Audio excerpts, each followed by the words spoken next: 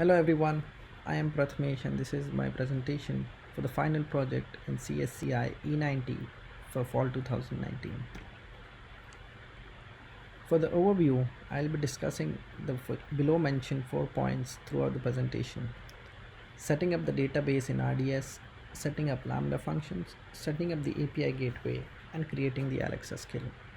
Along with this, I'll be giving a small demo at the end of this presentation. In this flowchart, you can see how the user interacts with the Alexa. The user invokes the skill, which in turn calls the API gateway, which we have created to access the Amazon RDS database using Lambda functions. Alright, so let's start with the first step. The first step is creating the database. We'll be using RDS to create a relational database using MariaDB.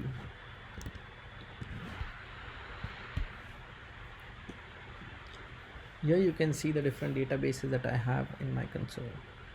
So this database is the one that I have created and I am using for my project.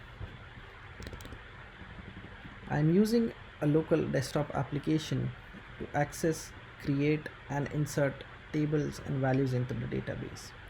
You can see I'm using this database called My University, and then these are all the scripts that I have used to create and insert values. Just for a small demo, I can show you guys this select statement that would give me all the details about the homework for a current database.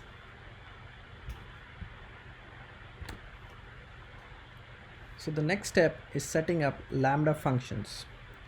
For doing this, I am creating a simple node program to access the database.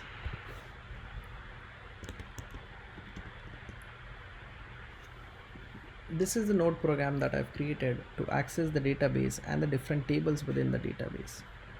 The grades.js file is used to access all the files or all the records from the table grades. Similarly, I have homework.js that would call the homework table, and I have students.js that would call the students table. In order to implement all of this, I have a config file which basically is a JSON file with these 4 fields. It would give me the host, the user, the password, and the database that I need to use.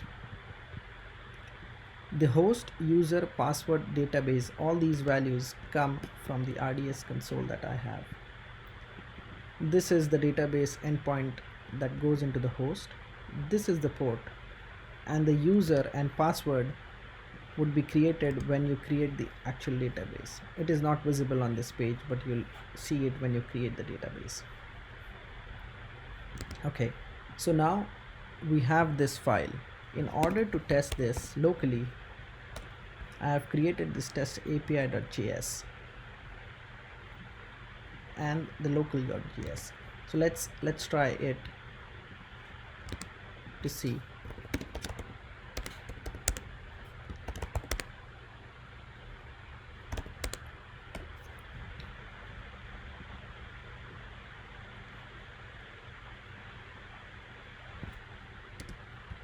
Okay, so now let's test it locally. So here you can see I am using the homeworks table and returning the first result. As it is visible over here, it's returning the first result from the homeworks table. So that means this is working fine. Now in order to create a Lambda function, what I need is to create a zip file of all these folders, basically the test folder, and upload it onto the Lambda function.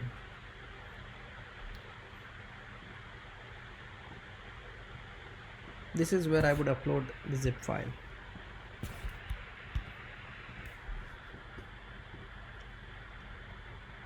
Let's try it with the existing function that I have created.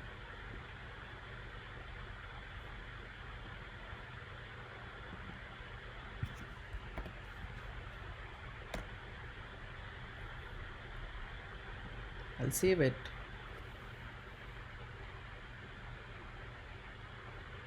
Let's try if the function works. Right, we get a successful message and we can see it's returning exactly what we intended it to return. So this is how we create functions, Lambda functions for the different tables that we require. Basically get grades, get homeworks, and get students.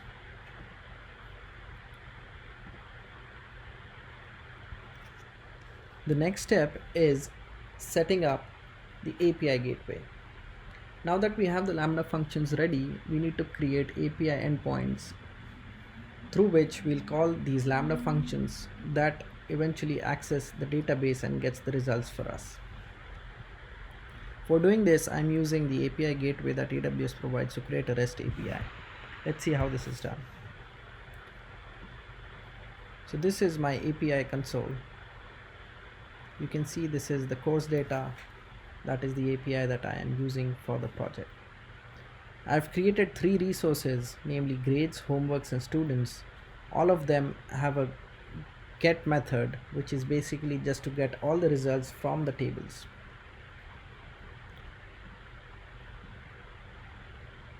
I can test each of these and see if I'm getting all the results as expected.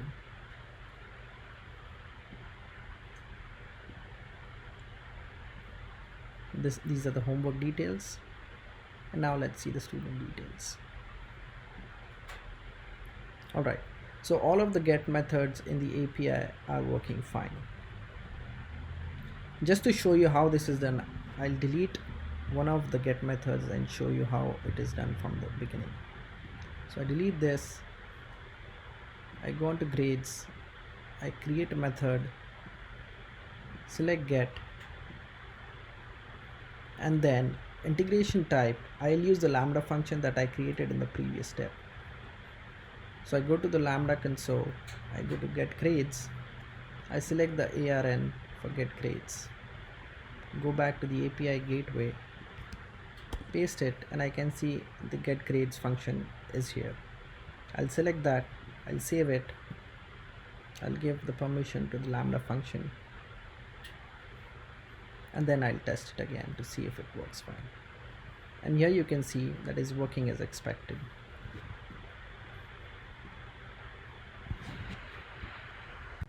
Okay, alright, so now we have everything that we require to create the Alexa skill. We'll go ahead with the next step. So we'll be creating a custom Alexa skill with custom intents to handle the various user inputs. We'll be also using slots to get the user ID from the input that the user provides to Alexa.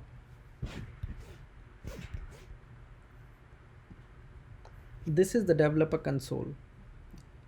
You can create your own skill, and it's a very easy process.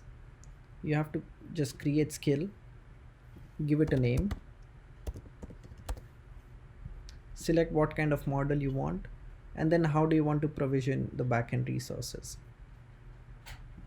Once you click on create skill, it will ask you for a template that you want. For my project, I have just used a hello world template to get the basic body for the code that I need. This will take a couple of minutes to create everything.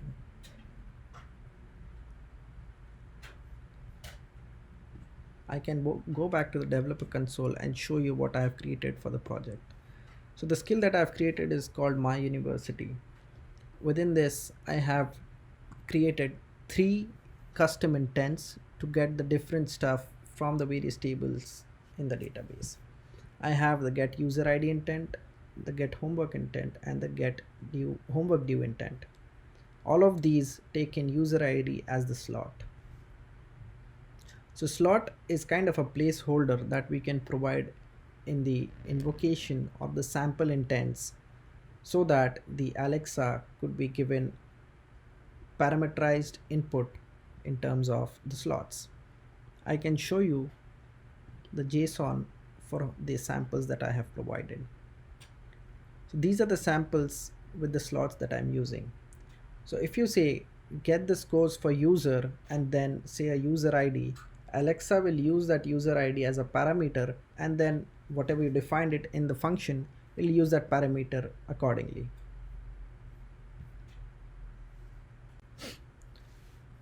This is how you define the slots. So I have used 3 slots all of them called user ID in these three intents, in the get user ID intent, get homework intent, and the homework due intent. Now let's see what the code looks like.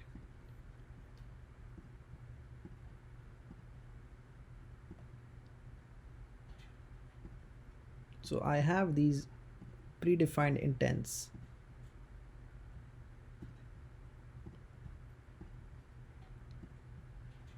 Okay, so let's look at the intent that I have created. So in this intent, I am basically calling out the APIs that I've created, storing the values in these constants. To get the API, I'm using a function called HTTP get, which is basically calling the HTTP get with the URL and then getting the data. And if the data has any error, I'll be returning an error message in the console. Otherwise, I'll be just giving out the parsed data back to the function. So this is how we'll get the student and homework data.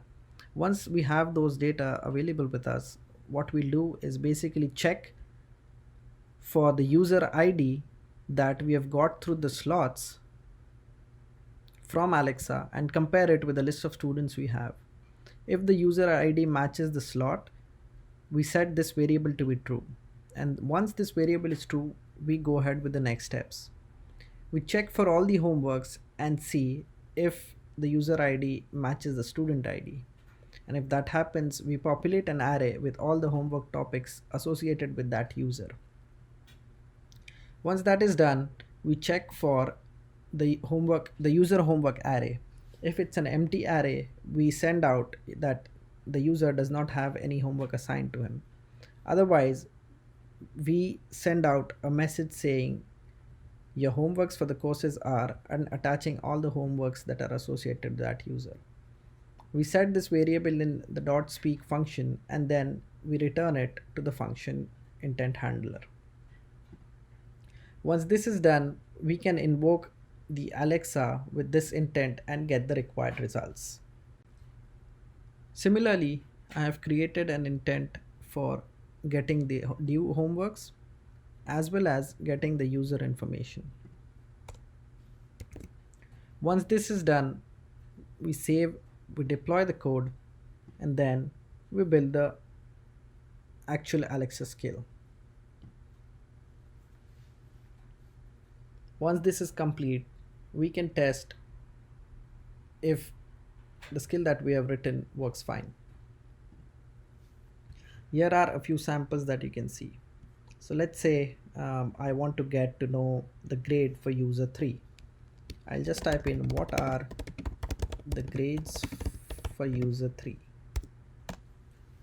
and I'll get the result if there is a user 3 present in the database. Hello Thor, your grade for this course is 4.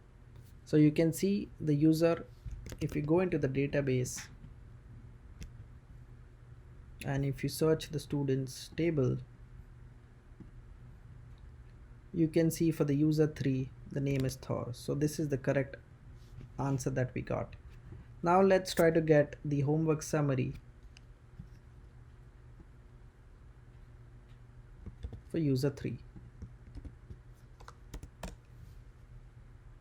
Now that's Hello Thor, your homeworks for this course are week 1 basics. So here you can see we were correct with the user, and then if we want to see what homeworks that user is associated to, we can go to the database and check it. So basically there's just one homework associated to that user. Now if we want to see what are the due homeworks for any user, we can go in and let's say, yeah, so we are giving Alexa the input as what are the homeworks due for user 3. Hello Thor, your due homeworks are week 1 basics due on Tuesday, December 10, 2019. Week 3 advanced due on Tuesday, December 24, 2019. So here you can see Alexa has given the appropriate results back with the homework assignment name as well as when it is due. So this is how I've implemented an Alexa skill to get the basic course detail for a user from the database. With this, I conclude the demo. If there are any questions, let me know. Thank you for listening.